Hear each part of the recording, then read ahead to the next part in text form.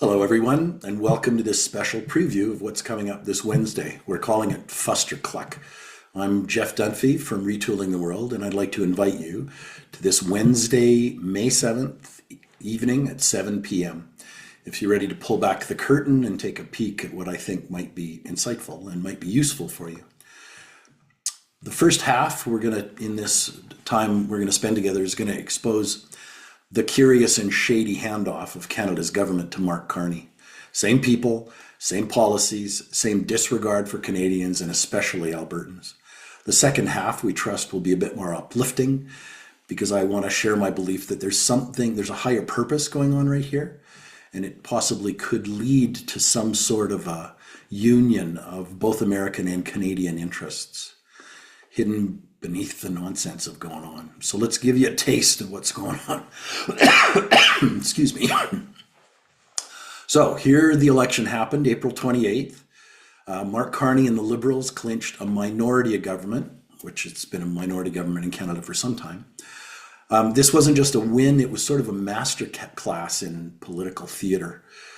Justin Trudeau, after years of stinking out the place and the sinking polls, steps down in January. Enter Mark Carney, a former central banker, ex-Goldman Sachs guy, who has no elected experience, and he becomes the Liberal leader and then shortly thereafter wins in April. Smells like a setup, doesn't it?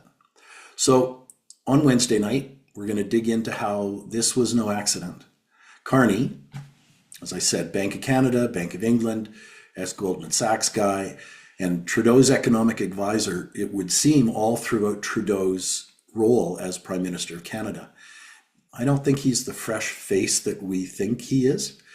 His team recycled Liberals, his promises like ditching the carbon tax, flip-flops from policies he once backed. This is continuity dressed up as change. I wouldn't believe it for a minute, nor do a lot of the very insightful talking heads believe it for a minute. So the real sting, Carney's platform is housing, immigration caps, economic stability, but it's all a mirage. His carbon tax and oil and gas emissions cap are all a direct hit on Alberta. And in fact, Danielle Smith is doing a press conference literally this afternoon on that very thing, okay? Well, on Wednesday, we're going to explore how Carney's policies, his hidden policies that are going to be exposed soon, crush not just Alberta, but most of Canada as well. Carney's minority government, propped up by not the NDP, but the Bloc, will likely push more of this progressive agenda, leaving most working class folks in the dust. So, and don't forget the Trump angle. So Carney wrote anti-Trump fear to victory, capitalizing on US tariffs and annexation threats. But can you really stand up to Trump? Or, we'll see. We'll see what happens. It's certainly created an emotional response to the elections that we had here in Canada. So join us Wednesday, how we're going to unpack about how this election wasn't about progress so much. It was about preserving the status quo and replacing one puppet, potentially with another puppet. Who knows, Carney could also be the puppeteer. Now, I want to chat a little about something that might be insightful and might be intriguing. Certainly it would be welcome, okay? I believe that this election, the Canadian election and the US-Canada tensions aren't necessarily random. They're part of a divine design, a higher purpose guiding us towards something quite extraordinary. At this masterclass, we're going to explore the idea that Trump's wild 51st state threats and Carney's replacement of Trudeau and his whole declaration of pugnaciousness with Trump, they're masking a bigger possibility, a voluntary, albeit masked union between the US and Canada, or parts thereof. We just don't know as this is all unfolding.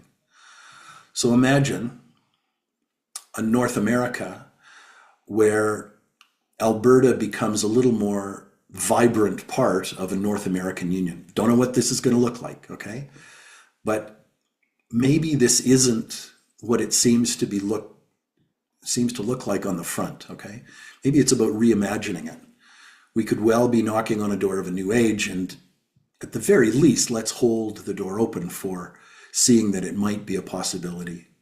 So on May 7th, we'll dive into how trade ties, our border, and our history point to the potential of what may be going on. And the emotional outbursts on YouTube and Rumble and in the media everywhere make it feel chaotic. There's warning or worry about Alberta's growing resentment, which is obvious and well-deserved, even separatism, which may unfold. But could there be an alternative perspective? I see this tension as a catalyst for unity, perhaps, not division. So let's trust that cooler heads, or in all fairness, divine guidance, always prevails. Let's show you how faith and courage and reason can cut through the noise. There's something in the Bible that says all things work together for good to those who love God. We translate that in Retooling the World, those who love their higher self or soul. We'll discuss how this FusterCluck might, against all odds, pave the way. By joining us on Wednesday, we hope you'll see why I'm optimistic in the coming weeks, months, and years. We could be witnessing a new alliance where Canadians and Americans collaborate in some form as partners or participants in this new age. So that's your preview, guys. This election, a system that sidelines Canadians for power and the status quo, but it also opens a door to something that I think may be just waiting on the sidelines. Potential US-Canada union, collaboration. Don't know what that looks like, but I think there's a possibility.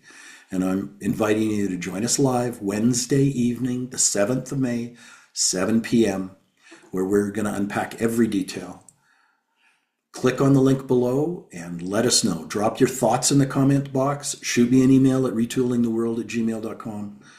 Are you ready to see the bigger picture and perhaps trust that cooler heads will prevail? Thank you for allowing us to be of service. We'll see you Wednesday, May 7th at 7 o'clock.